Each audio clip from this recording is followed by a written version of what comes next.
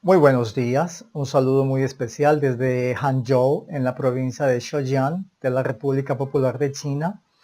Muchísimas gracias por la invitación a participar en este excelente evento sobre educación superior.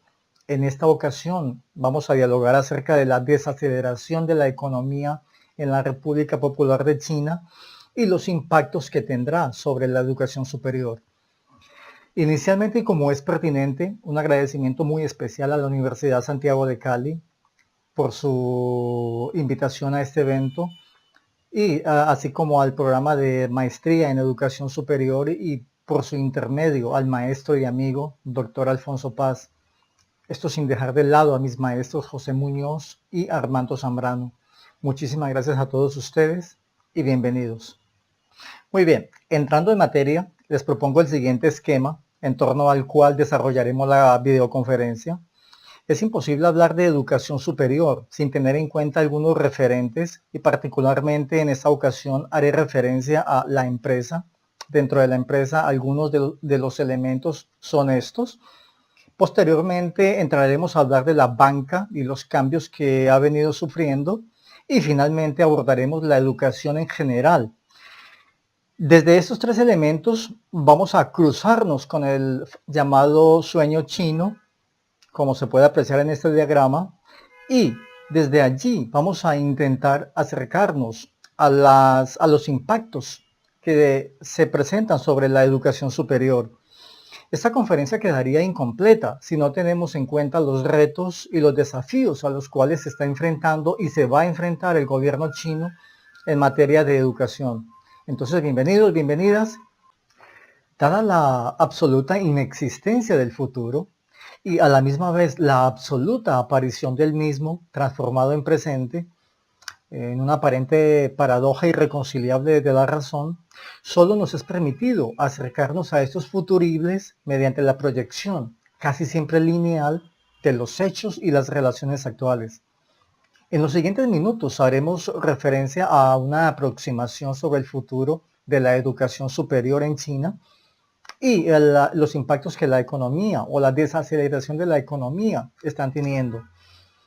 En un ejercicio de aproximación como este, quizás nos debamos mentalmente trasladar a los aciertos de Alvin y Heidi Toffler en su tema sobre las olas y particularmente a un trabajo posterior publicado en el año 2006 denominado La Revolución de la Riqueza, en donde el lector se acerca a una posible modificación de la existencia gracias a una riqueza visible e invisible y a una transformación relevante de las estructuras de las empresas y de todas las instituciones, y con ello la transformación de las profesiones, de los oficios y de diferentes elementos presentes tanto en las dimensiones social, cultural, educativa, como ideológica.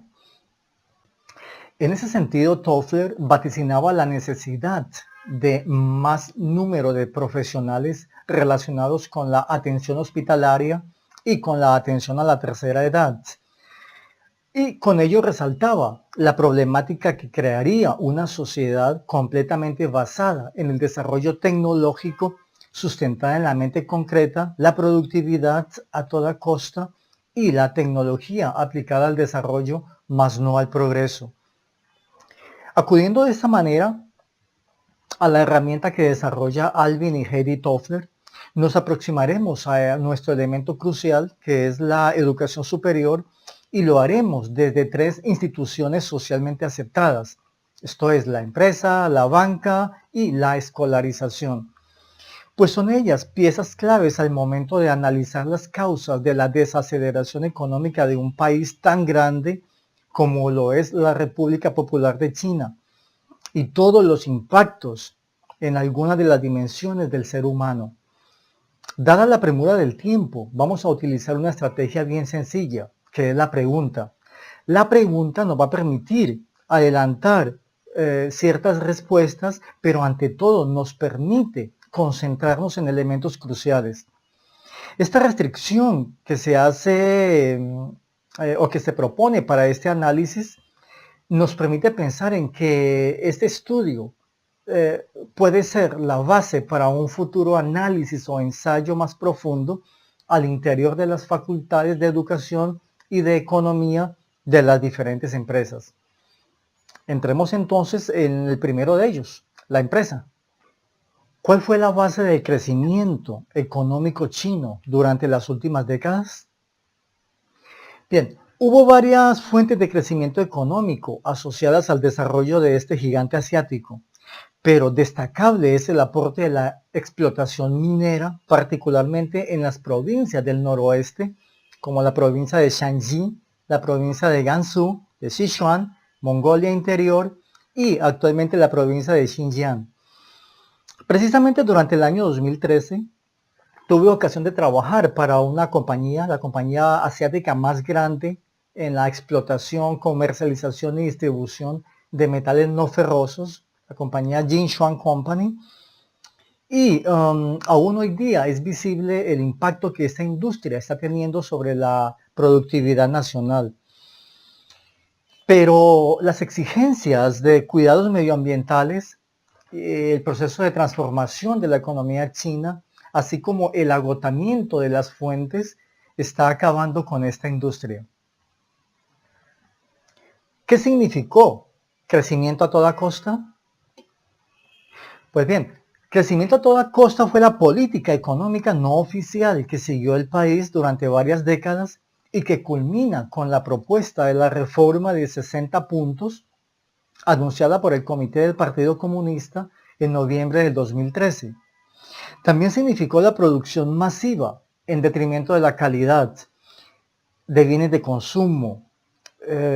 Todo esto creó una dependencia excesiva de las exportaciones y una declinación constante del consumo interno.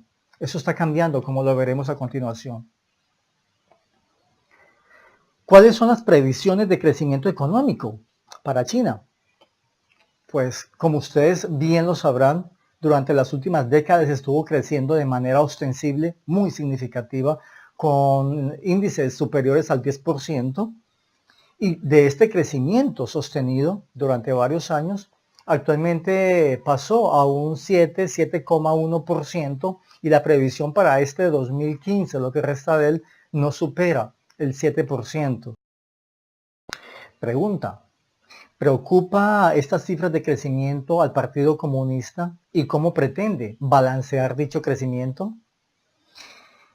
Realmente esta cifra no preocupa al gobierno chino porque, entre otras cosas, supera y con creces la propuesta y la realidad de la mayoría, quizás de todas las economías mundiales.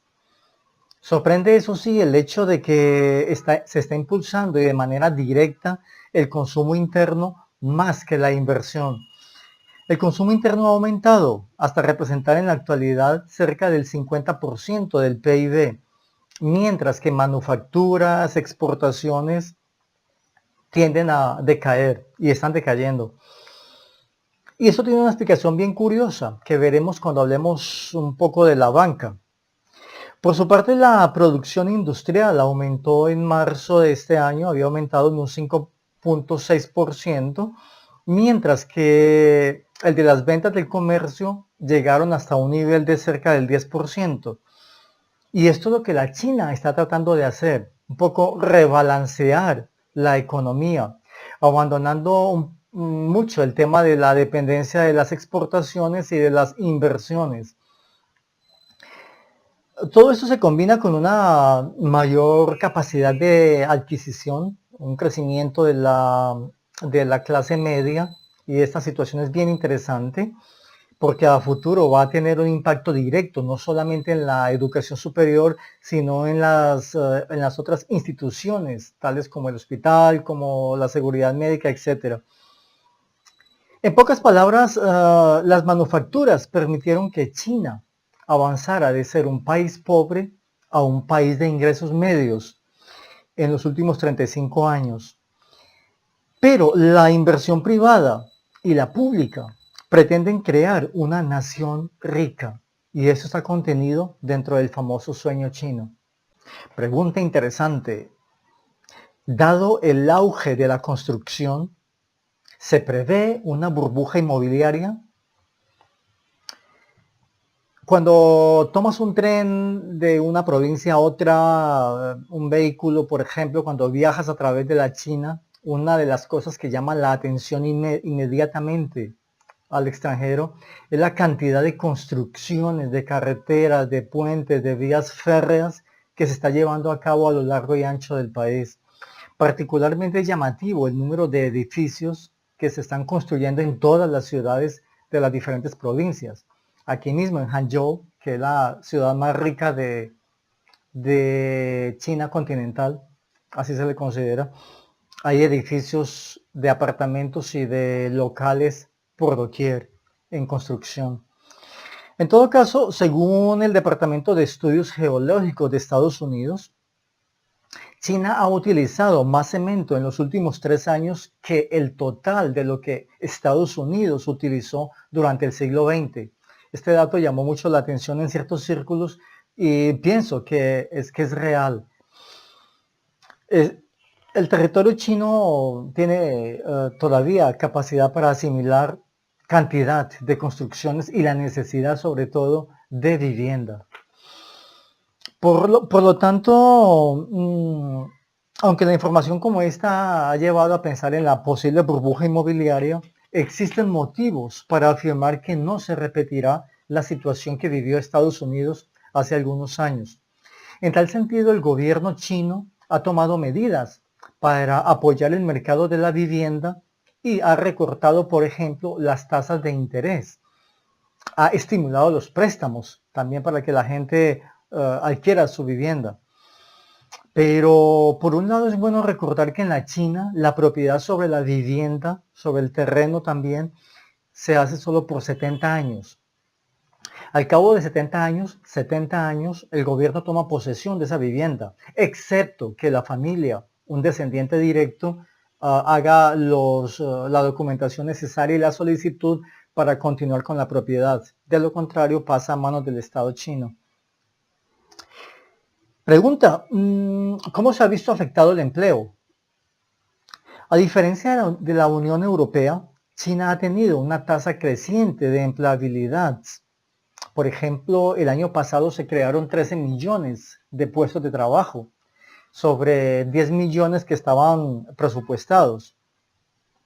Tanto la industria manufacturera como la de servicios aquí en la China son intensivas en mano de obra.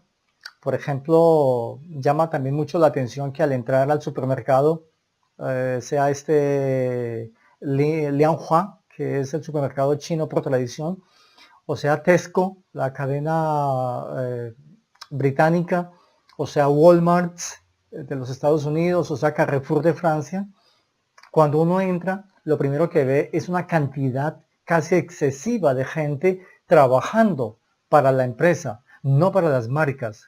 Impulsan todo tipo de marcas, ayudan al consumidor, dan información, etc. Personalmente pienso que esta es una forma de redistribución del ingreso, una forma de hacer llegar la riqueza a la mayoría de la población. Con todo ello, la tasa de desempleo en China llega al 5.1% para este año, aunque es probable que esta cifra no refleje la situación de la China rural, donde el desempleo sin duda es mucho más elevado. Pregunta, ¿a qué se refiere la nueva normalidad? Nueva normalidad es una idea que mencionó por primera vez en octubre del año pasado el presidente Xi Jinping para referirse a una nueva fase de crecimiento de la economía china. Esta fase de crecimiento está levemente inferior al 10% y es, parte de ello es que ha generado que las universidades se replanteen los programas de educación. Esto lo veremos también un poco más adelante. Y está cambiando también muchos aspectos de la sociedad china. Pregunta, ¿qué otros cambios se esperan? Bien, la reducción de las Fuerzas Armadas, como lo anunció el presidente hace algunas semanas, una reducción equivalente a 300.000 unidades dentro de las administrativas, no de las operativas, y esto lleva a que quede un total de 2 millones de efectivos trabajando en el campo como operativos, soldados particularmente. Aquí es casi un orgullo ser parte de las fuerzas militares. También una mayor apertura en el sector bancario, eso lo veremos enseguida, una ampliación del sistema de cobertura de seguridad social y una reducción en las inversiones para manufactura y para carbón. Son solo algunas de las medidas que el gobierno ha venido implementando. Otros cambios significativos tienen que ver con la inversión privada en las llamadas todopoderosas empresas chinas, y estamos hablando, por ejemplo, de China Mobile, de las telecomunicaciones. Estamos hablando de Jinshuang Company, de producción de metales no ferrosos, y estamos hablando, por ejemplo, de Sinopec. Sinopec es la productora nacional de combustibles, y la inversión privada se está llevando a cabo en este momento dentro de esas empresas, cosa impensable hace solo algunos años. Una frase de este señor, Wang Hongmiao, que nos va a interesar muchísimo, tiene que ver con el tema. Wang Hongmiao, catedrático del Instituto de Economía de la Academia de Ciencias Sociales de China, dijo hace algunos meses, comillas, la economía china se encontraba en su adolescencia y como todos los adolescentes registró unos años de crecimiento muy rápido. Pero en algún momento los adolescentes dejan de crecer a ese ritmo y se convierten en adultos. Pues bien, dejemos la empresa de lado y entremos a nuestro segundo elemento de comparación, que es la banca. Y para ello planteemos 3 preguntas. Primera, si el crecimiento se hace todavía más lento, ¿empezarán a quedarse sin pagar los préstamos a los bancos?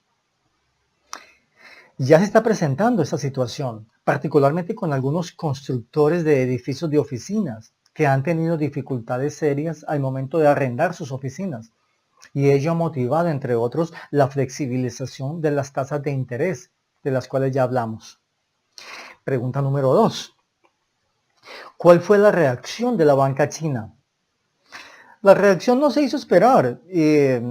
La apertura de nuevos mercados y la apertura a la inversión privada fueron inmediatas. Se creó el Banco Asiático de Inversión en Infraestructura, con sus 21 países. Ello pretende ser de alguna manera la competencia directa del Banco Mundial, y recordaremos que al principio hubo mucha reticencia de parte de algunos países europeos, y Estados Unidos pidió a Alemania y le pidió a Reino Unido que no hicieran parte de este banco. Finalmente decidieron ser parte de él.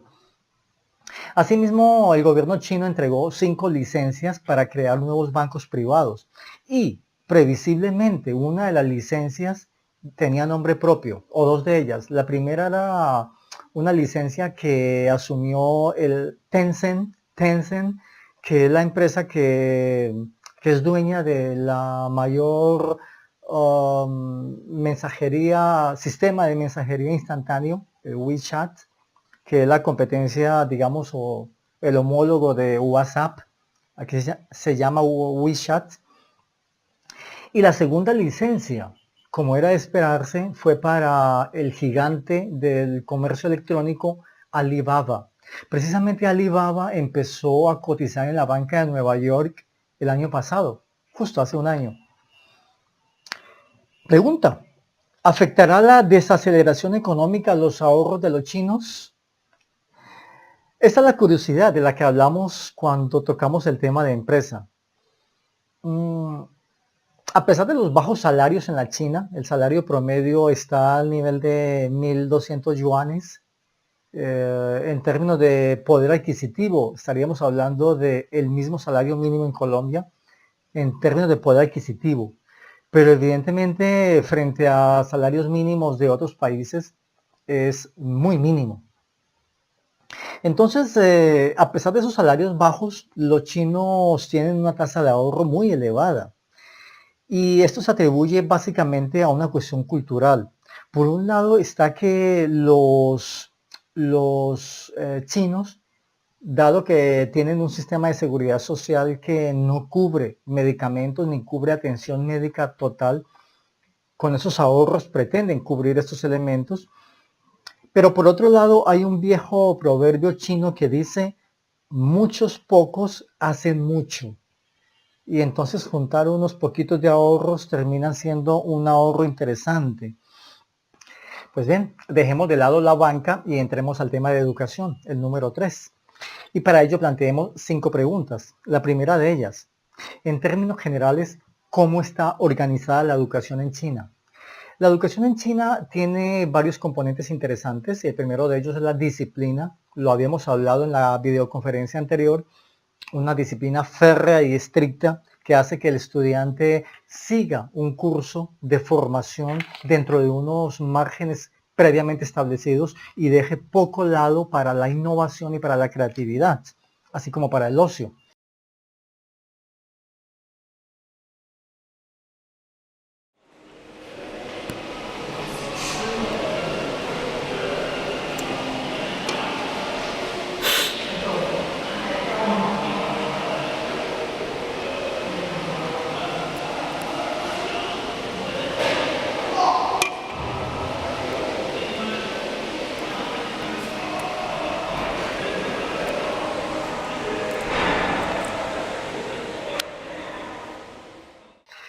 La educación superior en China está organizada de manera similar a la colombiana. Tenemos un pregrado, tenemos posgrados a nivel de maestría y a nivel de doctorado. Pero anterior al pregrado se tienen 6 años de primaria y ellos dan pie para el primer ciclo de secundaria que va de 3 años. Lo llamamos junior 1, 2 y 3. Y posteriormente un segundo ciclo de secundaria que lo llamamos senior 1, 2 y 3. Y con ello tenemos un sistema obligatorio de 9 años y otros 3 de senior que darían paso al pregrado. Por su parte tenemos una opción para quienes terminan su secundaria y que no obtienen las notas suficientes para ir a la universidad. Tenemos los llamados Vocational College o escuelas vocacionales. Estas escuelas vocacionales están siendo impulsadas por el presidente Xi Jinping. De hecho, hace 2 meses estuvo en la provincia de Sichuan frente a 60.000 estudiantes y allí comentaba que China requiere urgentemente mano de obra precalificada, semicalificada y conminó a la juventud para que asistiera a estos colegios que son además gratuitos. Personalmente estuve trabajando durante 6 meses aquí en Hangzhou en un vocational college y tanto mi opinión como la opinión de los demás profes extranjeros era un consenso sobre la carencia de compromiso de parte de los estudiantes. Mayoritariamente eran mujeres entre 19 y 20 años, pero notamos, por ejemplo, que había un total desinterés de parte de los estudiantes hacia los temas que se estaban tratando. Posteriormente supe que tenía que ver con el hecho de que la escuela ofrecía solamente 2 cursos y que de alguna manera eran obligatorios, pues en los alrededores no existían más vocational college y ellos se veían impelidos a tomar esos cursos. En fin, como sea. La educación superior en China está regida por la Ley de Educación Superior de la República Popular de China, la cual fue adoptada durante la 4ª sección del 9º Comité del Congreso del Partido Comunista en agosto del 98. Es una ley muy similar a la ley colombiana de educación superior, pero destacamos un artículo, el artículo 53, que dice así: los estudiantes de instituciones de educación superior deberán respetar las leyes y los reglamentos, observar las normas de conducta para los estudiantes y los sistemas de gestión de las instituciones, respetar a los maestros, trabajar duro en sus estudios, mantener su estado o su condición física, mantener los conceptos de patriotismo, de colectivismo y de socialismo, diligentemente estudiar el marxismo-leninismo, el pensamiento de Mao Zedong y la teoría de Deng Xiaoping, mantener la ideología y el carácter moral, alcanzar un relativamente alto nivel de conocimiento científico y cultural y propender por conocimientos especializados. He destacado este artículo 53 por algo que veremos cuando nos aproximemos a los retos y a los impactos sobre la educación superior. Pregunta: ¿y qué hay sobre los costos educativos? La educación básica, como lo dijimos, es 9 años, es gratuita. A partir del segundo ciclo de secundaria y hasta finalizar el pregrado, el estudiante debe pagar una parte de los costos. Y estos costos dependen de la renta del estudiante, pero evidentemente hay subvenciones como becas para quienes lo soliciten, particularmente para la población de minorías étnicas. Recordemos que en la China tenemos una mayoría Han, que equivale al 92.8%, y 55 minorías que equivalen al restante porcentaje. Con ello tenemos que el gobierno ha querido apoyar mucho a estas minorías porque están desapareciendo. Hay minorías que tienen solamente 1000 o 2000 individuos. En ese sentido, entonces, las minorías suelen pagar menos en la universidad. Por ejemplo, mis estudiantes, uno de ellos paga 1000 yuanes por año y otro paga 5000 por año. Más o menos así oscilan esos costos.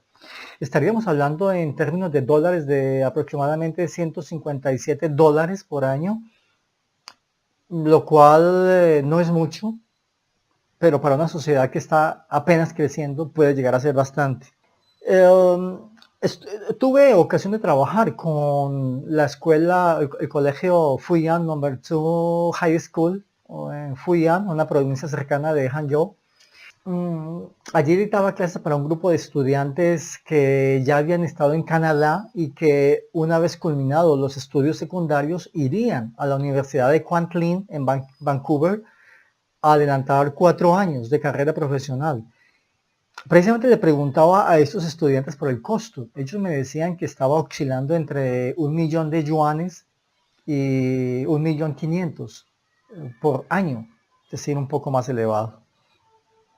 Respecto a la calidad educativa, la mayoría de estudiantes coinciden en que la calidad en primaria, en secundaria, es muy buena, pero que al entrar a la universidad se encuentran con que la exigencia disminuye y que hay cierta flexibilidad y laxitud en los procesos que hace que la universidad china no sea bien vista en el extranjero.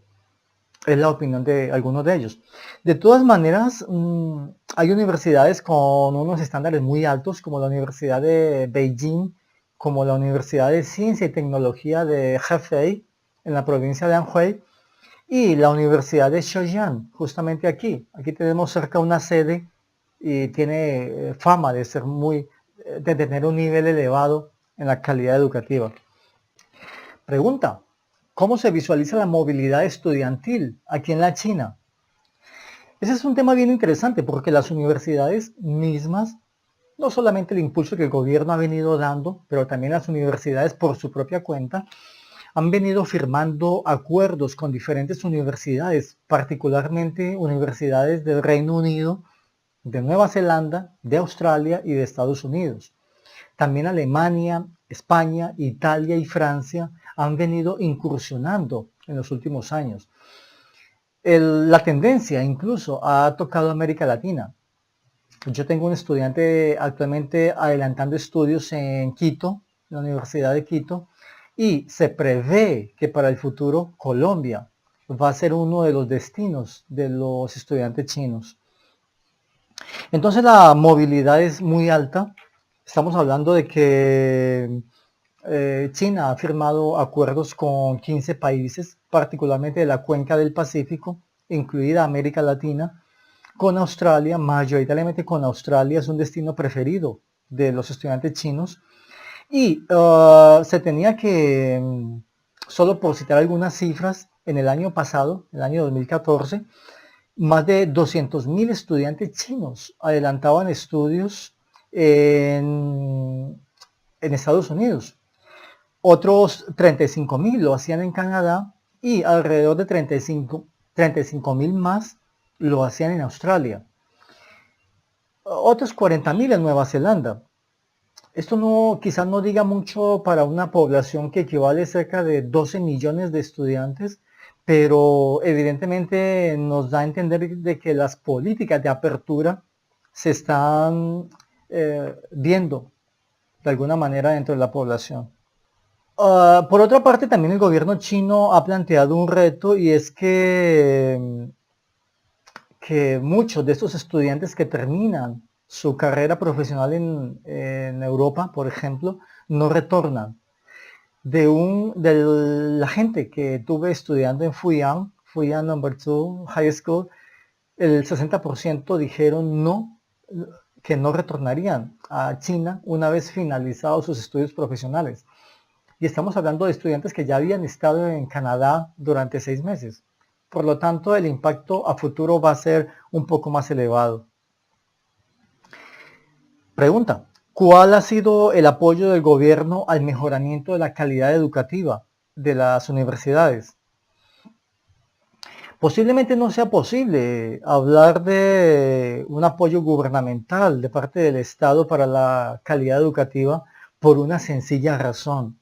En la China no se sigue un modelo específico de educación. Más bien hablaríamos de una aparente amalgama entre el conductismo y entre el constructivismo. Y esto es aplicable desde la primaria hasta la universidad. En ese sentido, los apoyos logísticos, académicos, tecnológicos están siempre presentes.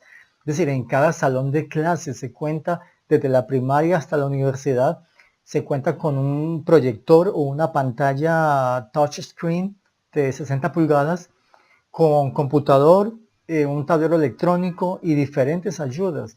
Ellas todas están garantizadas en cada uno de los salones.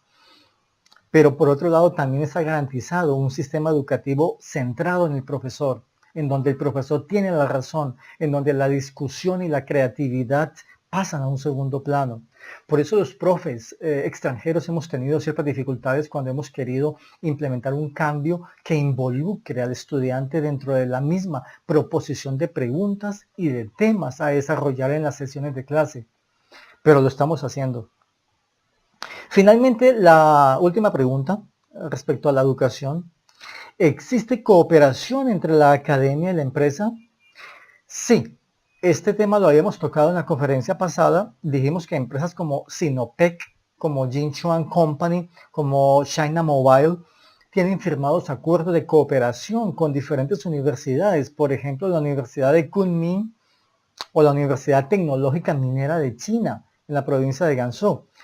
Por su parte, la empresa privada, particularmente multinacionales como Motorola, como Cisco, como Lucent Technologies, IBM, Intel, por ejemplo, están permanentemente donando dineros y equipos a las universidades y colegios para apoyar la investigación. En el año 2014, por ejemplo, estas partidas para apoyos escolares superaron los 5 billones de yuanes. Aún así, es insuficiente. Con todo esto, la separación entre la academia y la empresa en este país es muy marcado. Esa separación, esa distancia entre academia y empresa todavía sigue siendo muy grande y se limita a que cada uno cumpla sus funciones. Pues bien, dejemos de lado la empresa, la banca y la educación en general y crucemos estos conceptos con el llamado sueño chino. Desde la llegada al poder en marzo del 2013, el presidente Xi Jinping promulgó el llamado sueño chino como un adalid que motivaría a la sociedad china en su conjunto para llegar a ser, comillas, una sociedad moderadamente acomodada para el 2021 y una nación plenamente desarrollada para el 2049. La flexibilidad en la política, por ejemplo, del hijo único, aquella política que obligaba a las parejas a tener solamente un hijo, se ha venido flexibilizando como consecuencia del sueño chino. En la actualidad, por ejemplo, si en la pareja uno de ellos es hijo único y al menos uno de ellos es descendiente de una minoría, no la mayoría Han, de una de las 55 minorías, esa pareja puede tener más de un hijo. Si ambos son de minorías, también pueden tener más de un hijo. Pero en diálogos con mis colegas de las universidades chinas y algunos profesores de universidades privadas, me decían que subsisten todavía muchas dudas de cómo se llevará a cabo ese sueño chino. Muchos de los profesores a los cuales les he preguntado prefieren callar porque de alguna manera sienten que opinar es comprometerse. Lo que se puede concluir hasta el momento es que la ralentización del crecimiento de la economía china era previsible dentro de ese marco del sueño chino y que las consecuencias que tendrá su materialización serán igualmente previsibles, visibles y drásticas en los tres campos que hemos analizado. Es decir, conseguir ese sueño chino no va a ser gratis. Muy bien, visto lo visto, entremos a los impactos sobre la educación superior.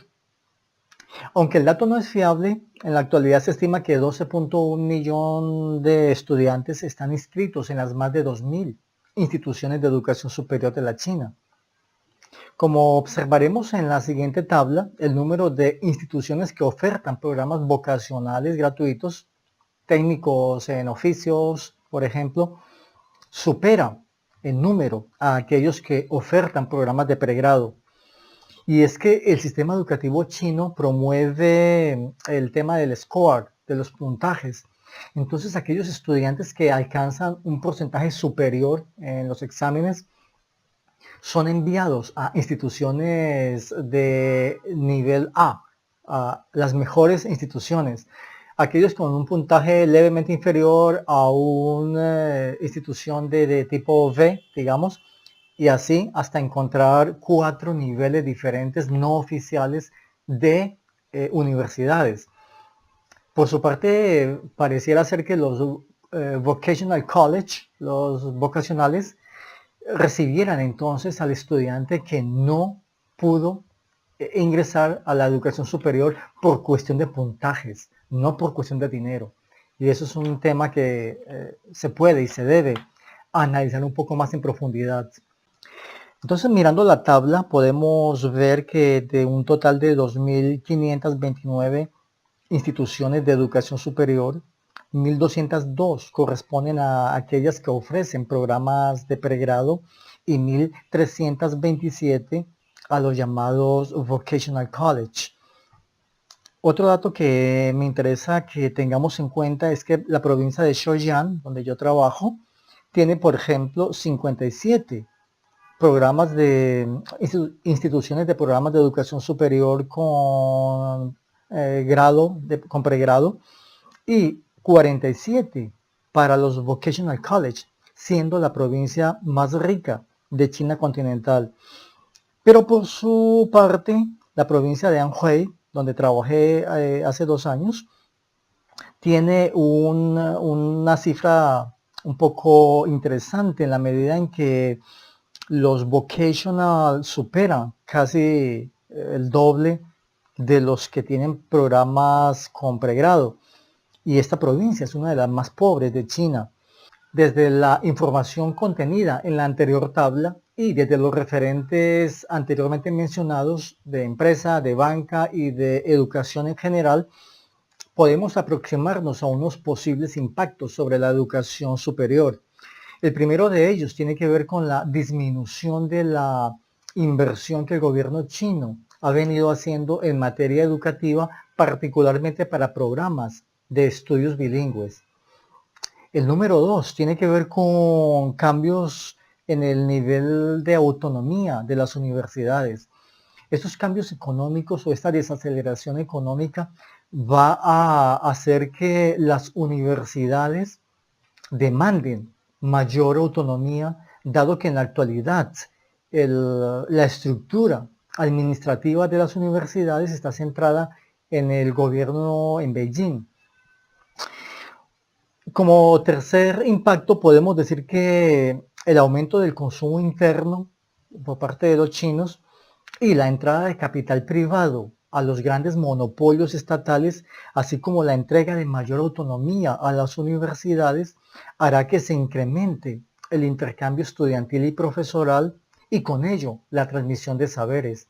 El año pasado cada institución enviaba a Estados Unidos, a Reino Unido o a diferentes países 1, 2 y hasta 3 profesores durante un mes a capacitarse en el idioma inglés. Un cuarto impacto que podíamos esperar es la modificación lenta y gradual de los currículos universitarios, propendiendo por una mayor calidad antes que por la cantidad. Y esto hará que se genere una identidad universitaria, cosa que en mi opinión le hace falta a las universidades chinas. Como impacto número 5, podemos plantear que habrá una disminución de la importancia que las universidades chinas tienen en la actualidad como instrumentos de simple reproducción del conocimiento, mas no como creadoras, difusoras, transmisoras de ese conocimiento. Actualmente se ve a las universidades como unos instrumentos de competencia internacional. Hay un afán por los rankings, por los scores, que es casi desmedido.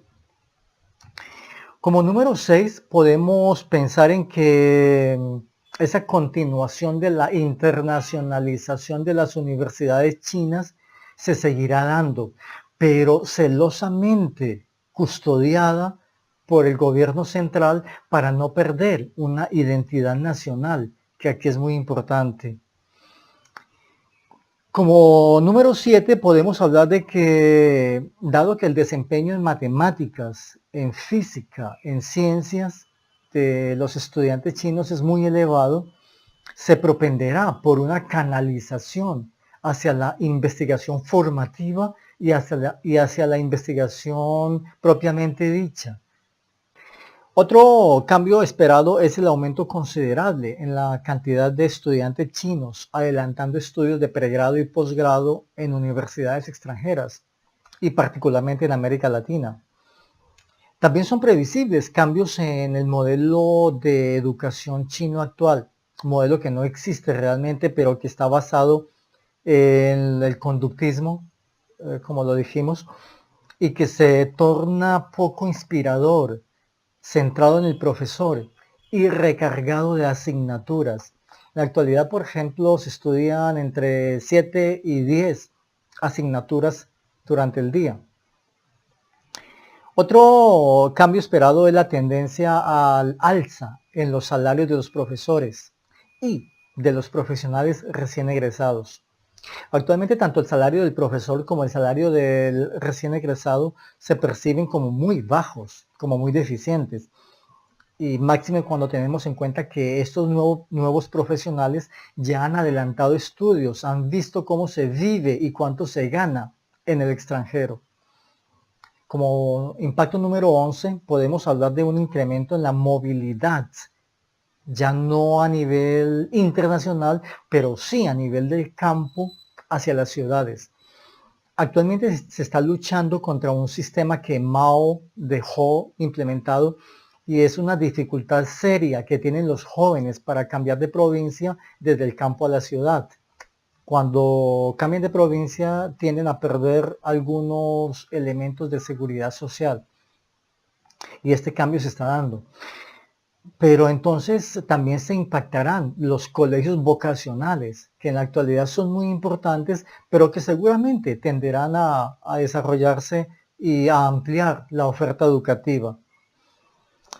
Finalmente, un cambio previsible es la internacionalización de las universidades en términos de saberes, de intercambio de experiencias, de intercambio de saberes. De esta misma condición de intercambio de saberes está surgiendo la propuesta de nuevas carreras profesionales y una posible amalgama que apenas se está visualizando en las universidades chinas entre diferentes disciplinas, particularmente la mezcla de ingenierías con saberes como por ejemplo la seguridad alimentaria, la biología y la medicina. Finalmente, este informe quedaría incompleto si no tocamos algunos retos a los cuales se enfrenta el gobierno chino en materia educativa. Y para hablar de retos en materia de educación superior, invitemos a este señor. Postiglione comenta que el gobierno chino se enfrenta a diferentes situaciones que deberá resolver en los siguientes años. La primera de ellas es la necesidad de crear indicadores de calidad educativa aplicables a los modelos de las universidades públicas y privadas y con carácter internacional. El segundo reto es desarrollar un modelo educativo que sea exportable sin perder la identidad nacional. El número 3, bien interesante, es cómo dar mayor independencia a las universidades chinas sin perder el control sobre las mismas. En la actualidad el control, la hegemonía se ejerce desde el gobierno central en Beijing.